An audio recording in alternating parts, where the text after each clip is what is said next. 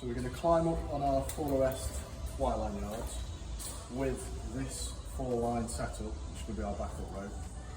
We've got the strap connector down to our rope termination, and this is one of the devices we could use with it. This is the rocker. So this will travel up and down the rope. If you fall, it will cam, lock in, same as a fixed system. These ones, up and down, lock in.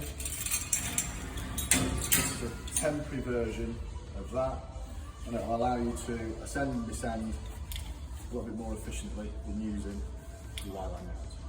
Okay, to set it up before the climb, I'm going to put the anchor strap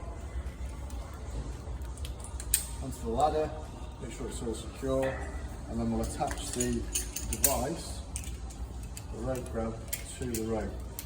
This particular device has a little person pointing towards your anchor point. So that goes in, the rope goes into the channel, close the swing tube, and then we're going to clip that in. We'll do a quick function test. So run up and down, if we fall, it'll lock. So there's our function test. And we might as well clip that straight to our full arrest point, same place as our lanyards, so it's ready to go once we've got it there. So now we can take one eyelet out of our anchor strap, bring that to our side, clip it in.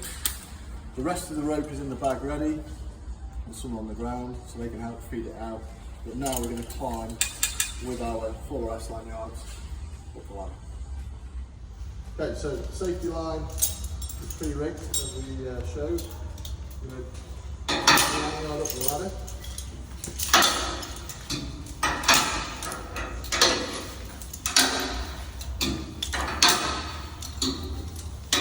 In position, work positioning lanyard on, try not to trap the safety line, and clicking underneath that.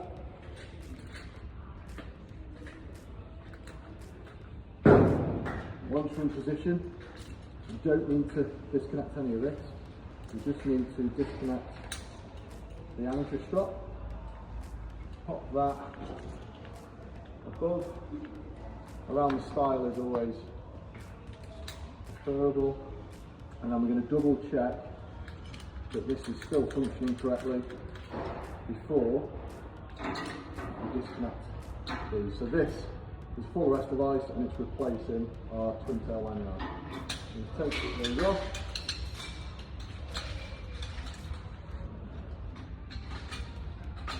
Pop those out of the way, and the device, it will run relatively smoothly.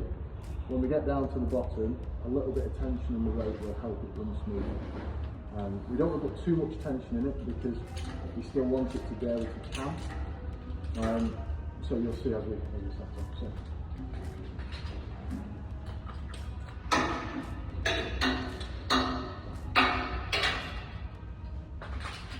As we descend down, we don't want to grab the device because that will stop it from camming, but we might just need to help it as we descend.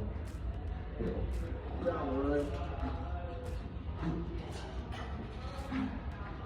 And then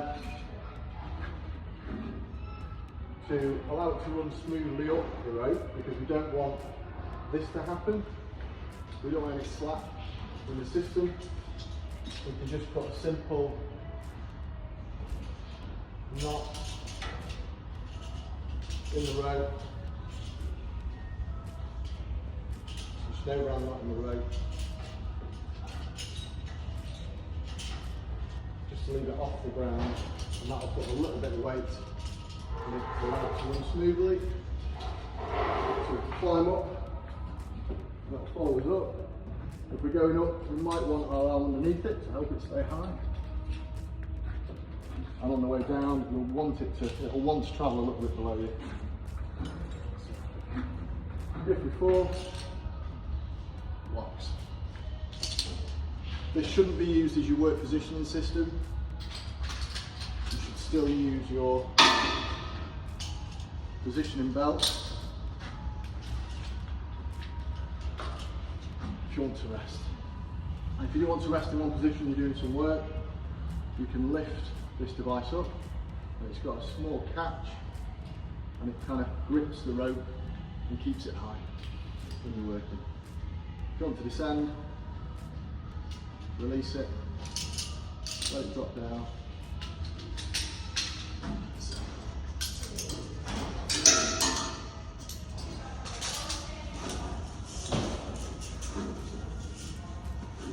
Right. So we're just going to run through to de-rig the system. So I'm going to lift that up and just pop the catch in so it stays nice and high. Use my work positioning lanyard again. So I can go hands free. Now we need to attach our 4S lanyards before we disconnect this. So put this on nice and high.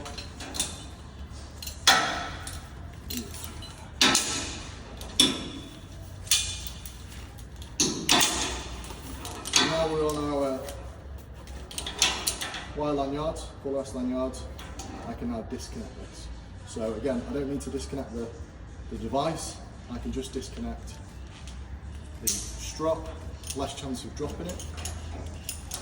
So just one eyelet, leave the strap on there, connect it back onto your harness, and now we're going to lanyard down the ladder.